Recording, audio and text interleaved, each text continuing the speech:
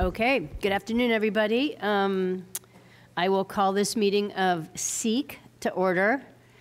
For today's SEEC Public Roundtable, we have the honor of hosting some really wonderful farmers. Thank you so much.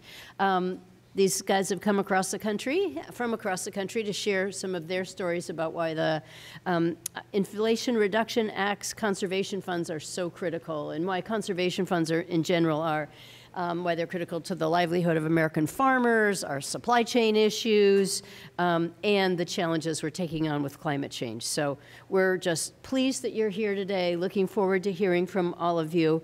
I'm Shelley Pingree. I represent the 1st Congressional District of Maine, and you're going to hear from myself, my co-chair, Kim Schreier, today. We co-chair SEEC's Climate and Ag Task Force. And you're also going to have a chance to hear from our other colleagues who are here to ask questions and learn more about what you're all talking about. We all know the importance of climate change. We all know a little bit about the relationship between agriculture and climate change. And there's nothing better than hearing firsthand from the people who make their livelihoods this way, work in the field, and really are dealing with the day-to-day challenges right out there. And I just wanted to give a little quick example that was on my mind.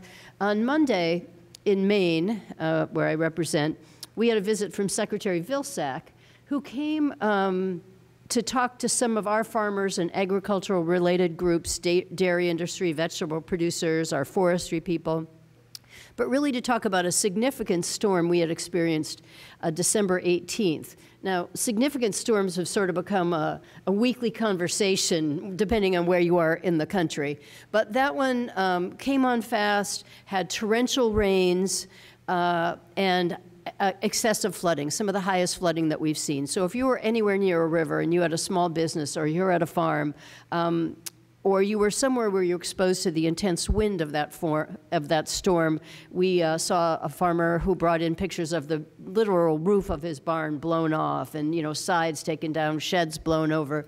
Anyway, we're assessing the damages from that, and we wanted to have an opportunity to have Secretary Vilsack hear about what the farmers were experiencing and talk to us a little bit about disaster relief. But let's face it, you can't have that conversation without getting into the fact that last year, our farmers had an unexpected frost in early April, which killed many of our strawberry and apple blossoms, so wiped out some of them in that way.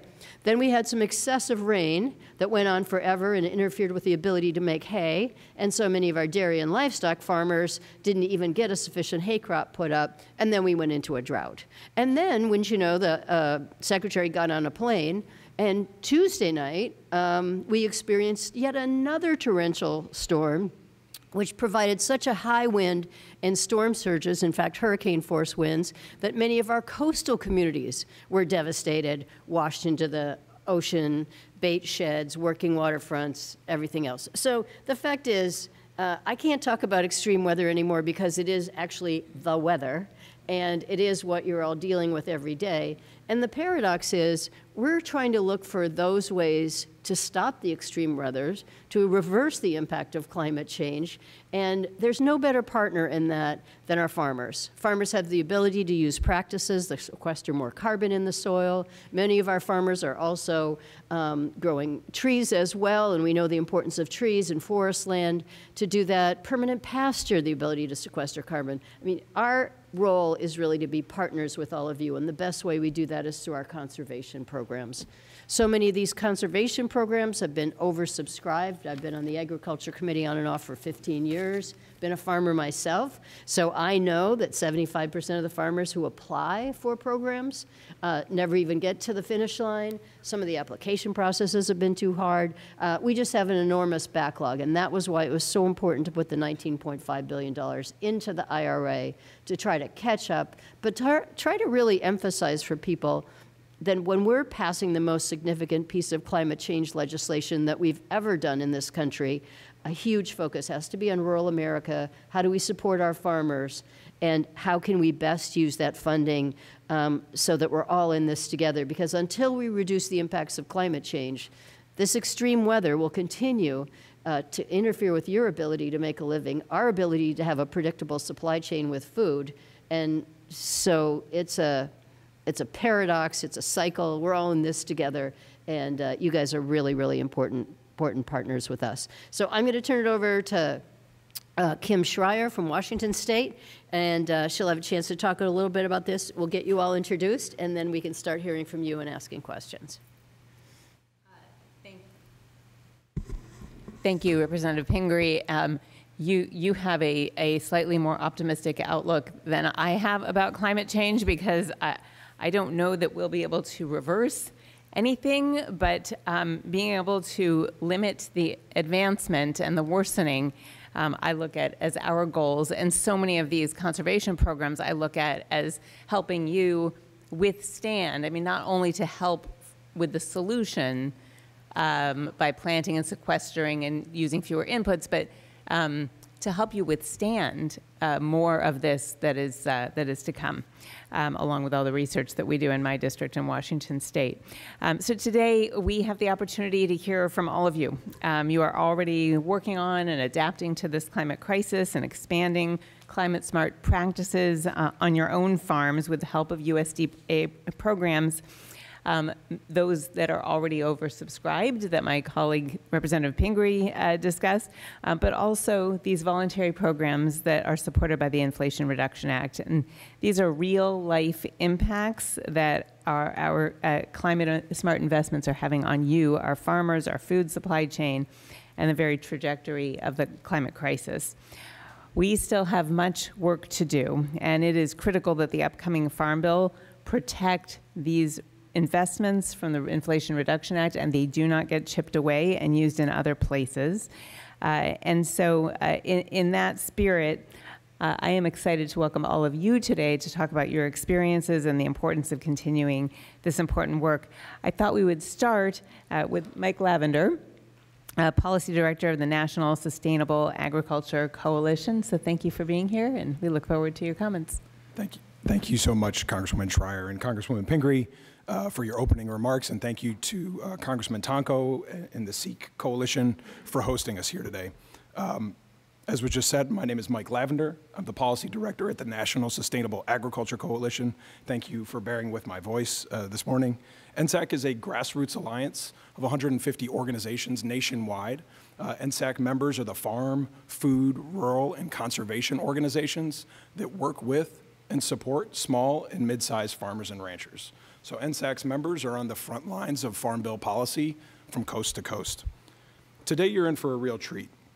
You're going to hear firsthand some amazing climate-smart conservation success stories straight from the farm.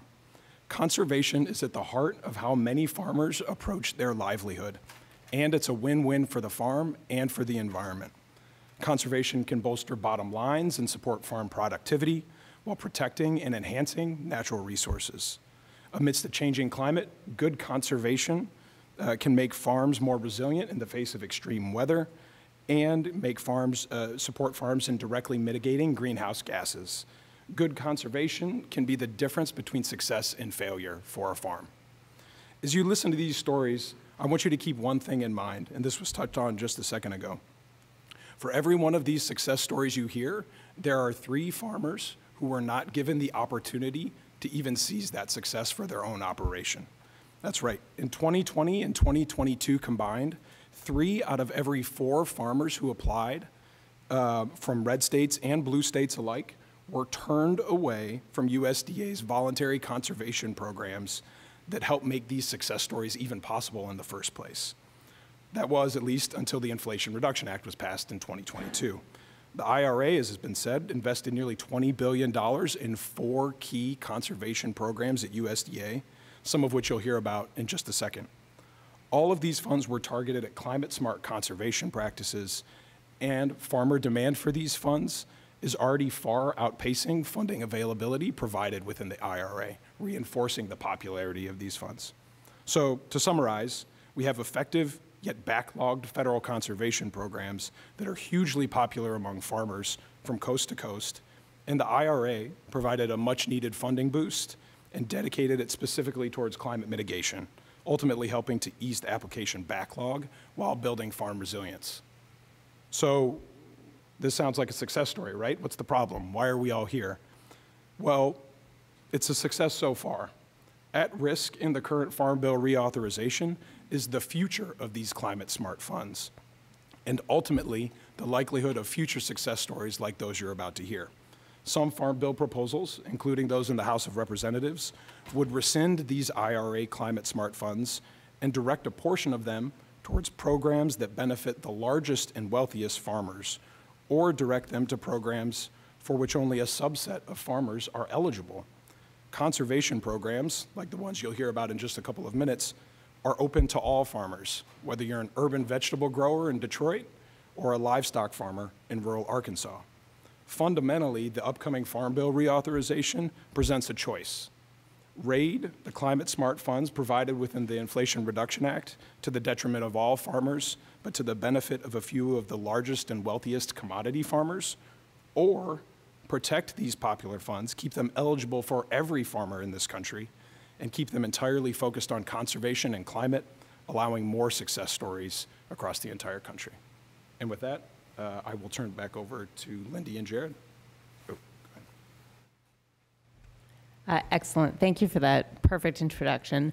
I don't know, I think there was some talk about a video. Are we doing that now or?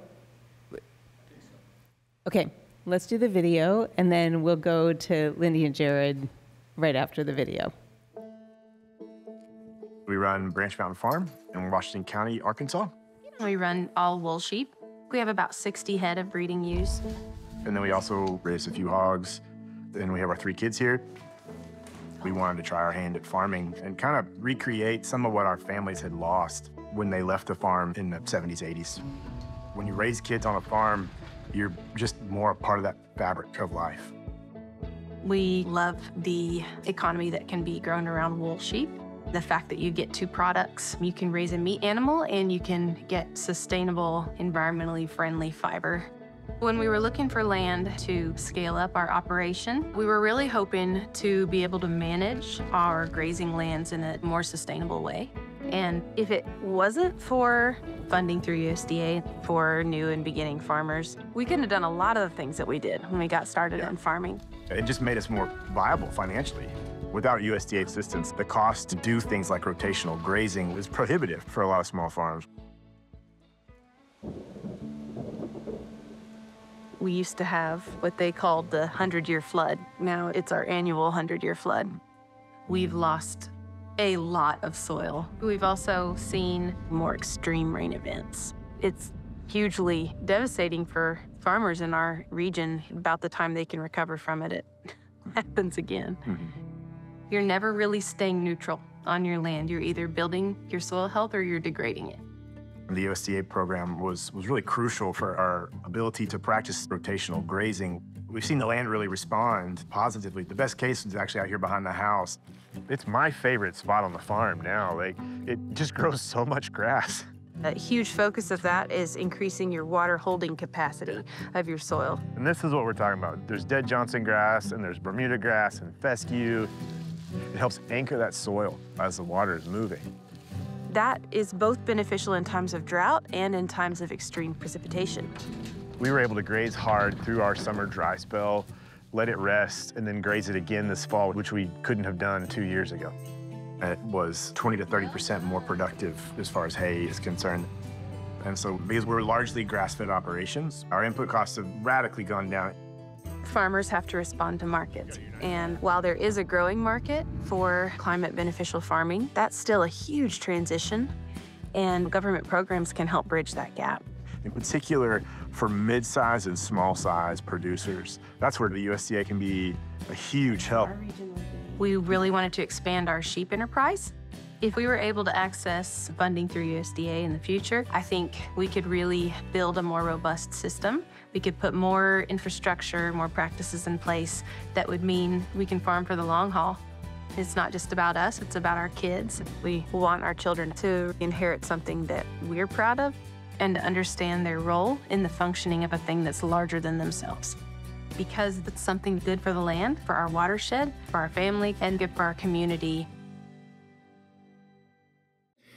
That was beautiful, and what a great introduction and explanation of how these programs are helping you. What a beautiful piece of land you live on, and also I love that you are training or bringing up the next generation of farmers, which we spend a lot of time worrying about, in particular in ranching. So thank you for that. We also have farmers in Washington State on the border with rivers who are experiencing the same thing. And because of the hilly character of our state, I am thinking about one in particular who just has an area where she moves all of her livestock to just this higher area for that period, or has to take them away to higher ground. And it is very scary, and it happens much more frequently. So with that, I'm going to hand it over to the two of you to make additional comments, and then we'll just go through everybody here.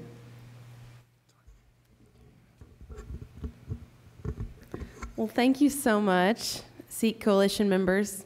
Thank you for setting a place at the table for us today. And we just bring our warmest greetings from the Arkansas Ozarks, from our farm, Branch Mountain Farm.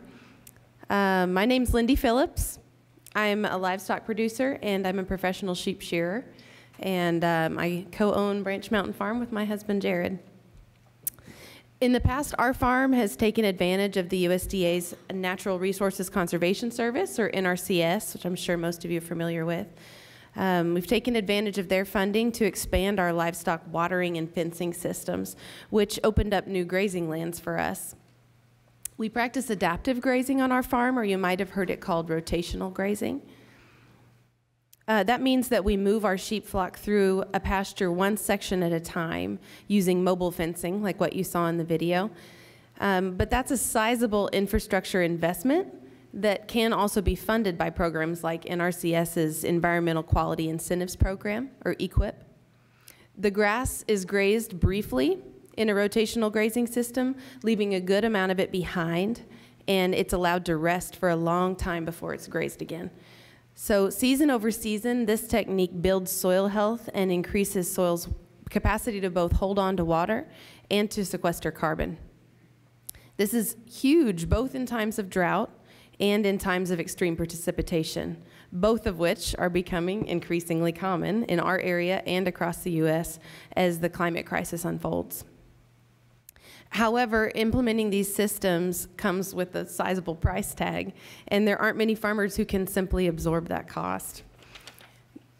So many farmers across the nation are stuck in an impossible place right now. If they want to stay competitive in their industry, they have to respond to markets. And at present, those markets don't tend to favor climate-friendly farming. Consumers are largely unfamiliar with the real cost of producing quality food in a way that does not exploit and eventually wreck our soils. Our friend and fellow farmer James Rebanks said once, "Intensive farming isn't a moral failing of a farmer. It's a social and economic failure of a society." How one begins to turn that tide is well above my pay grade as a farmer, but I do know that protecting funding programs like NRCS is a great place to start because of the benefits I've seen on our own farm and on other farms in our community. These types of programs open up the space for farmers to decision make based on a different set of metrics with a view to a more sustainable future. Thank y'all so much for your time.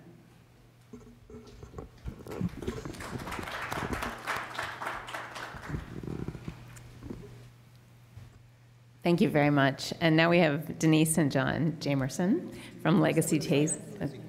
Oh, I'm so sorry. Sorry, Jared. It's all right. That movie made me seem way cooler than I am, so yeah. Thank y'all, members of the coalition, for inviting us here today. Like y'all know, my name is Jared Phillips, and together with my wife, Lindy, and our 3 children, we own and operate Branch Mountain Farm in Washington County, Arkansas. Thinking about smart environmental action is something that we talk about a fair amount in our house. It's why we farm the way that we do. You all saw those big horses in the video. We rely on those horses to do a lot of the work on our farm.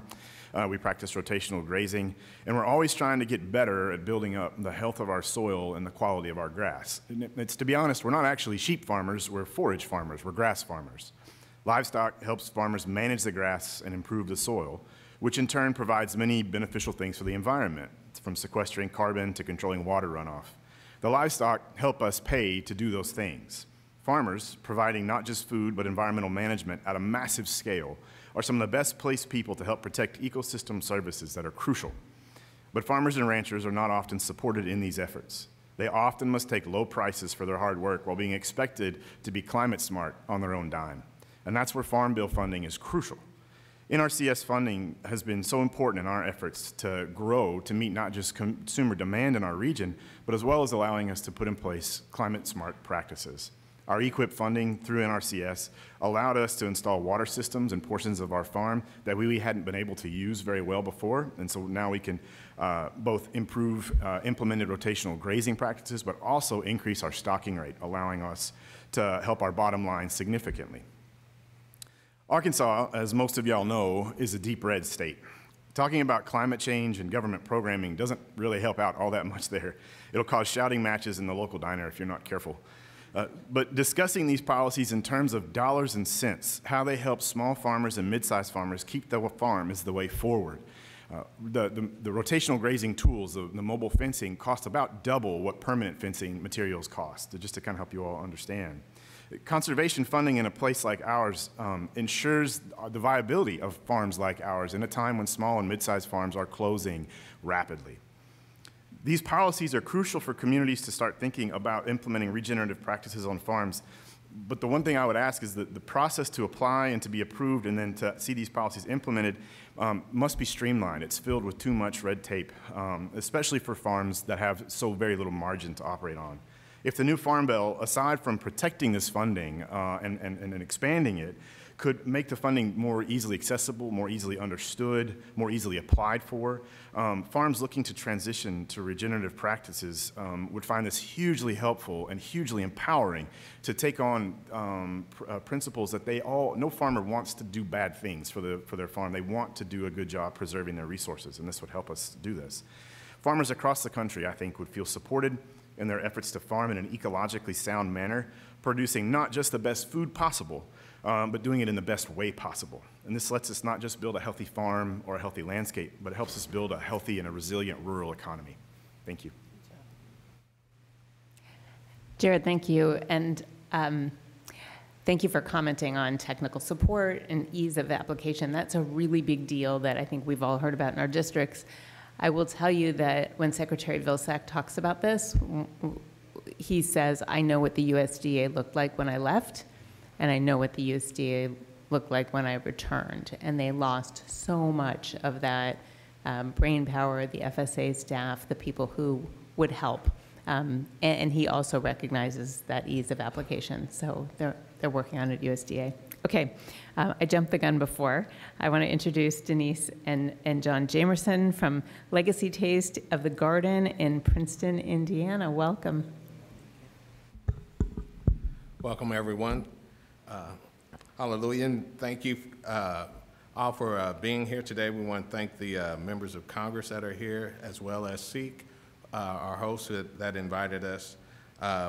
We're honored and thankful for this opportunity to be included amongst this distinguished panel of farmers.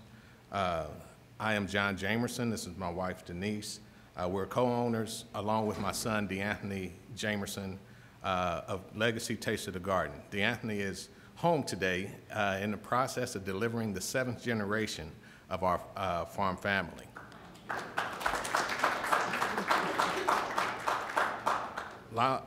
Legacy Taste of the Garden is located in historic Laos Station, Indiana. Laos Station is the last remaining African-American farm settlement in Indiana. It, along with my father-in-law, Norman Greer, are featured in the Smithsonian African-American Museum of History and Culture. My father-in-law, Norman, is featured in there as one of the last remaining African-American farmers still farming family-owned land that they own pre-Civil War. Legacy Taste of the Garden was created and passed down by Greer Farms. We're black farmers that have been farming since 1855. A small produce farm that operates in Princeton, Indiana, growing garden vegetables and distributing produce throughout various locations in Indiana. Legacy is a family farm operated that was created to pass down the generational knowledge of sustainable and entrepreneurial living. Legacy desires to help bring back that knowledge of growing and using fresh produce and teaching how to obtain a lifestyle in agriculture, entrepreneurship, self-sustaining, self-sustainability. Our goal is to close the gap between local producers and local consumers, which will support the communities and economic vitality. We do this with programs that we have with what we have called Indiana Black Loan, as well as the Life Project that we have with various farmers across the nation. Through the past decade, the issues of climate change have become increasingly noticeable with the extremes of temperature swings, floods, droughts, extreme heat, flash freezes. That coupled with the exposure of the issue with our food supply system during the COVID pandemic and high cost of chemicals and the hazards that those chemicals have to our environment is the reason why we're here today. We're asking for you to continue your support of the Farm Bill with the IRA and Climate Smart Ag, as well as your support of the Black farmers as well. Hello, everyone. I am Denise Jamerson, and I am a fifth-generation farmer. Thank you for having us here today. The importance of our need to grow food, agriculture products, and good land stewardship is a most imperative investment to our children's future. With the IRA's support and continued implementation of the climate smart technical support and capacity building, addressing the volatile aspects of farming, cost of equipment, growing practices, and soil development, the next generation has a better future and opportunities at sustainability. Legacy Taste of the Garden, in collaboration with the USDA's NRCS Natural Conservation Services and other soil organizations, are dedicated to building collaborative relationships to support and gain access to information, training, and resources available through the workshops to assist BIPOC and socially disadvantaged rural and urban farmers and communities with introductions to participating and access to USDA programs and opportunities in sustainable agriculture, business planning and development, conservation, and climate smart practices. We have dedicated our farm to be a demo farm so that others can witness the implementation of small farm conservation practices such as high tunnels, which is season extensions to help farmers to extend their seasons in these weather events that come and new practices that are coming out with for the urban farmers, like low tunnels that help the farmers to pest control, so that they don't have to use chemicals. Compost is a new practice, and raised beds and different types of new practices for the smaller farmers. The new practices that the IRA funding has allowed to come available to the small acreage farmers. We understand that although there are great new opportunities, there is a large learning curve for the farmers as well as the staff to understand the planning, implementation, and the use of these practices. We understand the importance and the need of the next generation of farmers, as well as the current farmers, to understand conservation planning and practices are the future of agriculture. The IRA funding in these programs are critical to the future of agriculture. We know that regardless to whether you believe or know about climate change, conservation is the key to the future in our food system. We understand to destroy and not conserve our land is to destroy our children's future. Well, thank you for sharing your experiences and adding to the conservation programs the perspective of Black farmers in this country who have faced injustices from the very, very beginning. But even once there was opportunity to buy own farmland and pass it down by generations, you did not, by no fault of your own, have documentation like birth certificates and certificates of ownership that would have allowed that. That was already, that was just the first of many injustices, causing many of you to sell off farms and lose accumulation of family wealth. So we are trying to remedy that in the Farm Bill as well. Thank you. Next we have Prior Garnett from Garnett's Red Prairie Farm in Sheridan, Oregon. Representative Salinas is constituent. Indeed. Good afternoon. I'd like to thank the coalition for having us here and for the important work that you're all doing, both in highlighting the IRA and the incremental investments it made in climate-smart agriculture, but also the work you're doing on the upcoming Farm Bill. I'll tell you a little bit about my farm and then how we've used the conservation programs that the IRA funded and what I think is important as we go forward into the next Farm Bill. So Garnett's Red Prairie Farm is 92 acres set in gently rolling hills in western Oregon. That's the wet side, by the way. We specialize in growing certified organic grains, wheat, barley, rye, pretty much anything you can eat, mill, feed to animals, ferment, or plant as seed for the future.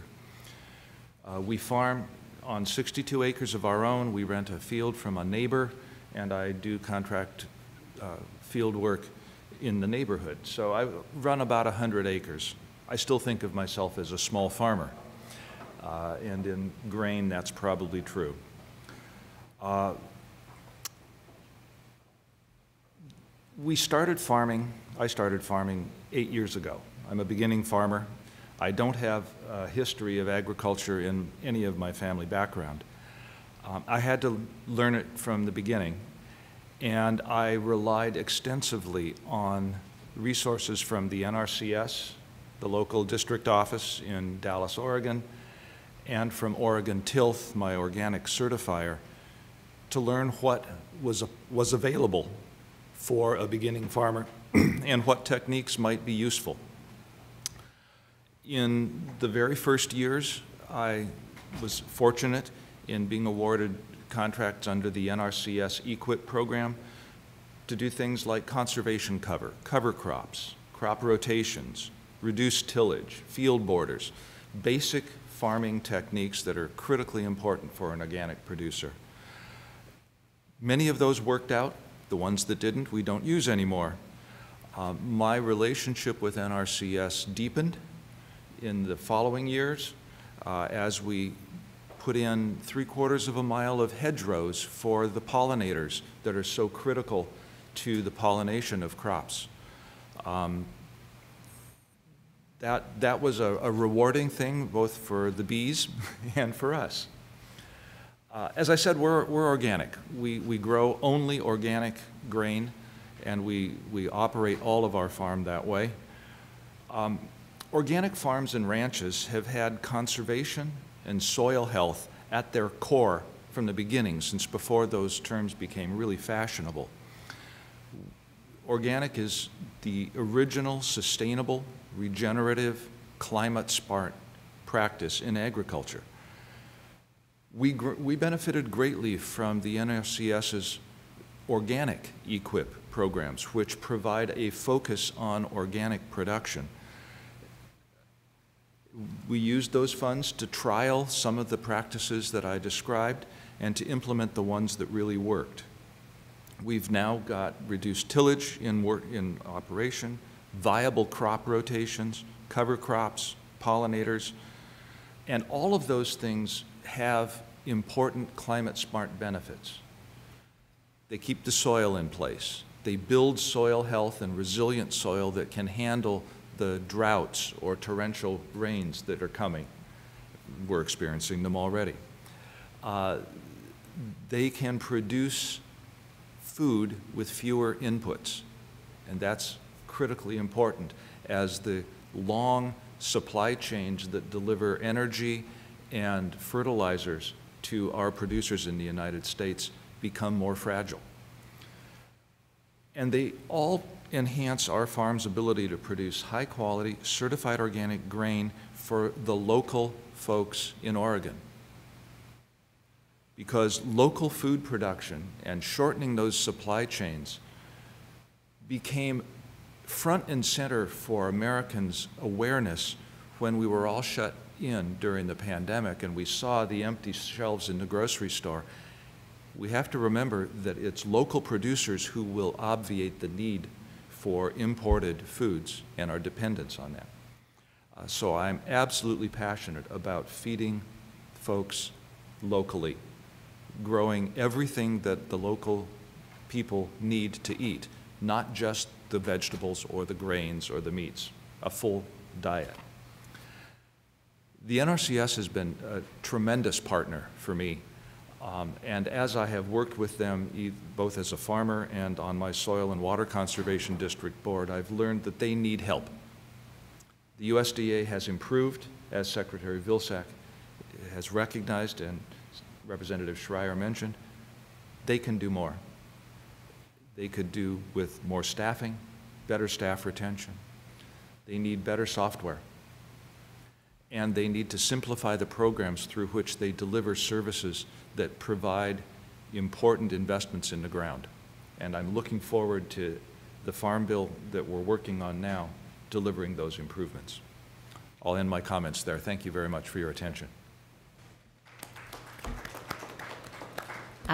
Thank you very much, and in particular for highlighting the importance of local agriculture, which Representative Pingree, Representative Bonamici, and I are all working on bills that complement each other that would allow states to pay local farmers to get their food to food banks. So a steady income for local farmers and healthy food at food banks that is local. And I also want to point out that you highlighted not just the benefit of organic for our health, but also for the health of the planet. So thank you very much for that. Next is Ariana Taylor Stanley from Here We Are Farm in Trumansburg, New York. Did I say that right? Don't have my glasses on. All right, in Trumansburg, New York, welcome, and thank you for being here. And I think you may have testified in front of the Ag Committee at some point when I was there. You look very familiar to me. Well, good to see you again. I'm from Washington originally, so it could be that one.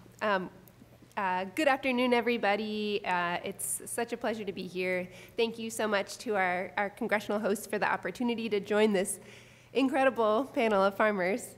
As Congresswoman Schreier said, my name is Ariana Taylor Stanley, and I co-own and operate Here We Are Farm in Trumansburg, New York, central New York, near Ithaca.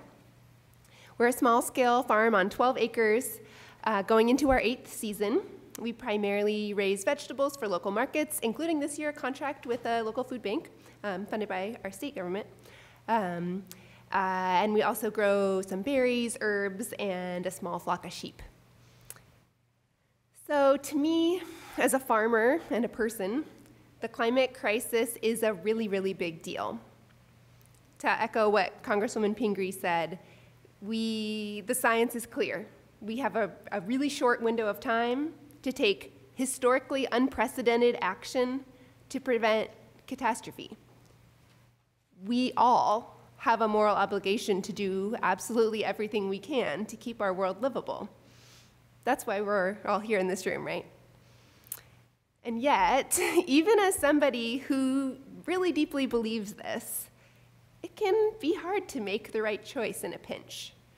Sure, it would be great to plant hundreds of trees on my land to sequester carbon, but which trees? And where should they go? And where do I buy the trees? And while I'm trying to figure all of that out, suddenly the growing season is upon me, and my attention shifts to making sure my vegetable crops get planted on time so that I can get food to my customers, and another season goes by with no trees planted. The immediate economic incentives on the farm just don't always align with making the right decisions for the climate, to echo what Lindy said. And that is, a textbook case for government intervention. What if we had programs, federal programs that incentivized on-farm conservation?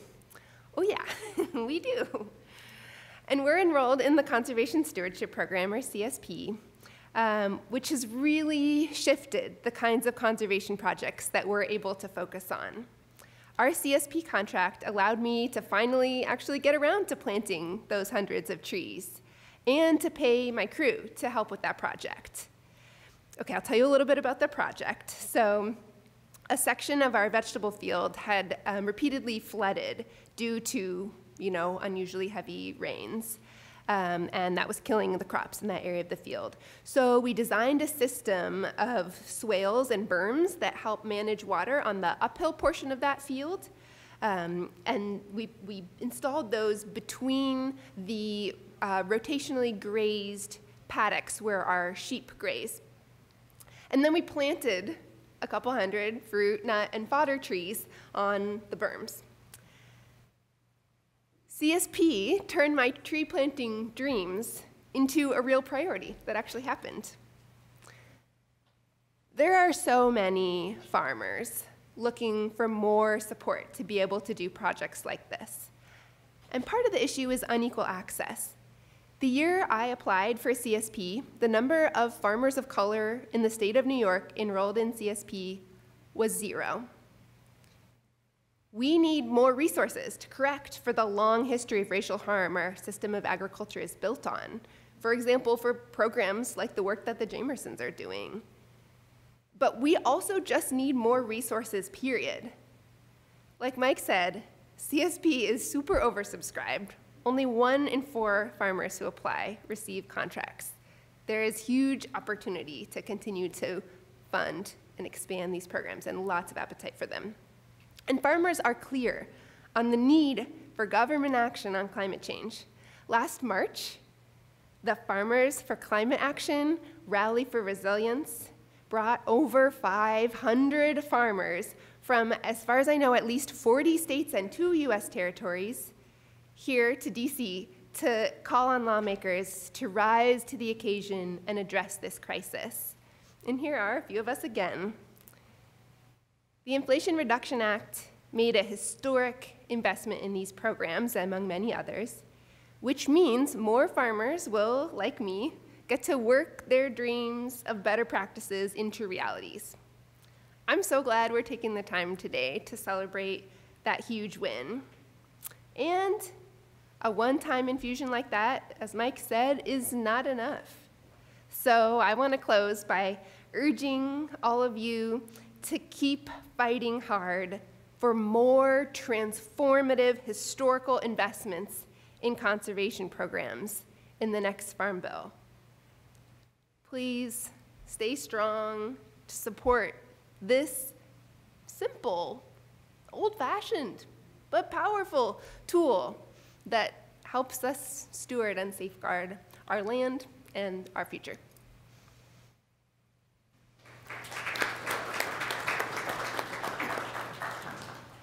Thank you, Ariana.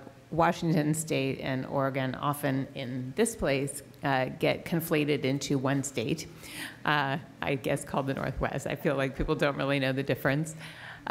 Similar weather patterns, and so now you have an orchard in addition to the rest of your farm, but the ability to prevent flooding and absorb that water is pretty incredible. So thank you for sharing your story. I think the first question is going to come from Representative Salinas. Thank you, and I will be quick. And thank you so much to all of you for being here again and just sharing your experiences. And thank you to Congresswoman Pingree and Schreier for pulling us all together. I can be really quick. I am leading a Soil Care Act to expand training for NRCS staff and technical service providers so they can better support farmers implementing healthy and resilient soil management. And so, Mr. Garnett, to your experience, how else can we work to improve operations, and any of you can also answer this, at NRCS and make sure that these incredible programs are implemented efficiently and we actually get the most bang out of our buck? And then how do we expand it so that we're not seeing fist fights at the diner and we can actually maybe talk to each other? Thank you, Representative Salinas. I'll be brief. I think the NRCS could benefit from 3 things. They all start with S: staffing, software, simplification. It's all well and good to put lots of money into program funding, but if you don't have the experienced, capable people on the staff to actually review the applications, inspect the installations, and authorize the payments, the money simply won't get to where it needs to go. The NRCS needs help in retaining its best people and in attracting new, young staff that can expand the programs. Software, the tools that the NRCS has to use can be improved. the longer it takes to get an application typed into a system, the fewer applications you can process in a year, and that's the bottleneck. Simplification. There are honestly too many different programs and funding sources to get the essential changes made. We need to focus on desired outcomes, not on which program the funds flow through. If we could focus on using, for example, EQIP to address resource concerns, if we could focus on using CSP to protect marginal lands, we would benefit, and I think it would make it easier to get those funds delivered and get the programs implemented. Thank you. If I can add one thing, and again, I think about the context of Arkansas, talking about climate and ecologically smart programs isn't always the best approach. It's not that people don't believe it, it's that it's become so difficult to have that conversation. And so in our experience, really hitting that, this saves us money and makes us money. Like, this brings my costs down, and it helps me become more profitable. And as the margins get harder and harder, especially in the livestock community, that is crucial, I think. And so when the NRCS, and I say this in addition to everything that Pryor was saying, all of those things are true. But I think as NRCS and EQIP are going out into the communities, really, I mean, honestly, a marketing campaign to say this, with research behind it, say this will improve your profitability on the farm, or even if it doesn't improve the profitability, it'll improve your resilience. It'll let you stay on another generation. And sometimes that's the best we can hope for, and so that's what I would say. Maybe even, I hate paying taxes too, but this is bringing that money back home to me. All right, Representative, I don't know who's next. I've not been paying attention. Is there a list? Okay, Representative Bonamici. Thank you so much. Thank you to SEEC, but really thank you to all of you for coming here and sharing your stories. I served on the Select Committee on the Climate Crisis for 4 years, and we wrote a comprehensive science-based climate action plan that formed the outline of the Inflation Reduction Act, and certainly conservation is really critical. Representative Salinas asked one of the questions I was going to ask Mr. Garnett. I had, of course, Sheridan and Yamhill County in the district for a decade. You're in capable hands now with Rep. Salinas. When we talk about policy in the abstract, it's not nearly as meaningful as when we hear a story about how policies affect your work, what you're doing. And you've really beautifully told us about what it meant to have the support of these wonderful programs through NRCS, but maybe if each of you could just quickly say, what do you think your farm and your life would be like now if you didn't have this assistance? What, sort of emphasize what a difference it's made in your farm. Do you want to start? Maybe we just go down the line, Ariana.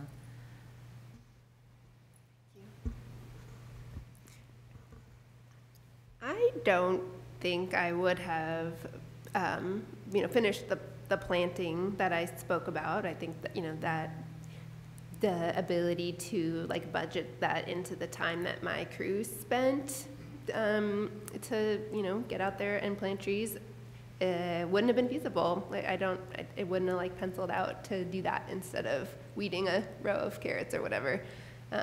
So thank you. Yeah, that to me that's very clear. Without the NRCS EQIP funding that allowed us to trial some of the field practices or to put in the hedgerows, our farm would be a very different place. Instead of a farm that offers a diversity of habitat and food production, it would be probably monocropped growing grass seed to put into soccer stadiums around the world. Not to say that that's not important, but my priority is different than that. Appreciate that. I simply could not have done what I have done on my farm without the technical assistance and the funding incentive that the NRCS EQIP programs provided. Excellent. And thank you for your suggestions on streamlining, staffing, and software. The Jamersons? I'd like to say with our farm, the benefits that we've received from it, especially with the EQIP of the high tunnel, it has extended our life of our growing season. We're able to start earlier. We're able to last longer in it. One of the things that I think that is beneficial to understand about these things is that farmers in their farming practices that are growers basically get paid once or twice a year. And so with these programs and stuff, it is beneficial for us to have that support because we can't really afford to take a chance on something that is going to change our outcome in the end. Thank you. Very helpful. That's the dollars and cents we were hearing about. I would say that if we wasn't involved in the EQIP programs, I don't know if we would have grown, being able to upscale like we have. Because not having the high tunnels or being able to create different grow practices, it really takes away from production. So new opportunities in it. Opportunities, exactly. And also, we wouldn't be in a space where we can help other farmers to understand the process, because a lot of times they hear about the programs, but they don't realize the help that they need to implement the program and to use the program. That's really meaningful. Thank you. And the Phillips? We'll probably have different answers. I don't know. I think for us, it's let us scale up our production to kind of meet our consumer demand in a way that we couldn't have otherwise. We could have scaled up, but it would not have been done in as ecologically responsible manner, which was important for us. And this gave us, like Ariana was talking about, it gave us the ability to help defray those costs and get technical assistance to put those things together. Yeah. Great, that's helpful. Yeah, I'd just like to add, just on a more micro level, thinking about walking through our farm now after several years of this kind of different way of grazing, that it feels like something is waking up on our land. We've only owned this particular farm for 5 years, and in the past it was just cut for hay and continuously grazed. And I don't know if you've ever been in a continuously grazed pasture versus a rotationally grazed pasture with lots of rest. Continuously grazed pasture is kind of barren and sad. There's a lot of soil visible. There's not much forage diversity. And in a rotationally grazed system where it's given lots of rest, it's like there's something totally different at work there. There's this diversity of forages. There's so much insect life and bird life. And it just feels like that vitality is then also reflected in our animals. There's just kind of a totally different energy to the ecosystem on our farm. That's great. Thank you so much. And your movie did such a great job of that. If I could just add something very, very briefly. They were each speaking about their own experiences. There's also negative impacts or a loss in the communities in which these folks live. For example, a CSP contract can reduce runoff into nearby streams and waterways, reducing costs to treat contaminated water for the local communities. So there's benefits on farm, but benefits for entire communities that we need to keep in mind. Thank you. That was really helpful. Thank you, everyone. I promised Representative Tonko we would make time. Go right ahead. Yeah, I have to run off to a number meeting, but let me thank you all for really a great contribution to the work that we do here. We don't do enough storytelling. We talk programs and ledgers, but hearing those stories, those anecdotal evidences are so important so that we can incorporate them in our advocacy on your behalf, so thank you. And it was great to have a left-hander on the panel too. We're taking over, yeah. To the Jamesons, I'd just like to hear more about the demo aspect of your farm and maybe just share an experience with some other farmers that you've had and how that has inspired them to maybe utilize these programs. Okay. The demo farm that we're doing is a new project that we are starting, and we already have the program and everything set up to begin this year. But one of the things that I will state that was a benefit of us doing this is, as was spoken before, there's a high turnover in the NRCS and with a lot of the USDA agents that are out there. Our concept when we were told about alley cropping, me being from a city, my concept was different than hers. Hers was different from the local rep. But when the lady who came down to show us how this process would work for it, everyone had an opportunity to understand exactly how this worked. And so by us having this demo farm, it not only helps the farmers that will be coming along to see how these practices actually works together, but with the high turnover of people in the NRCS and different USDA agencies, they can also pass down that knowledge to the next person who's coming along, and they can see how that progress works also. Thank you.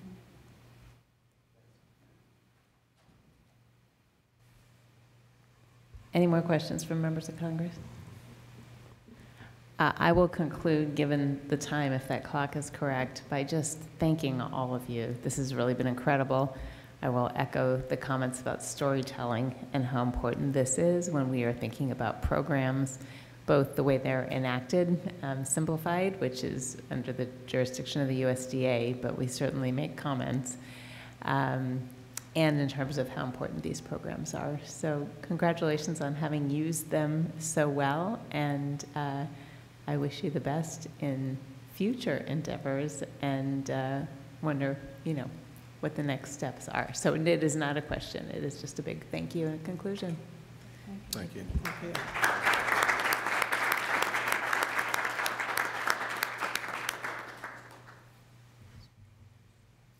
I don't really, I guess I should say thank you too.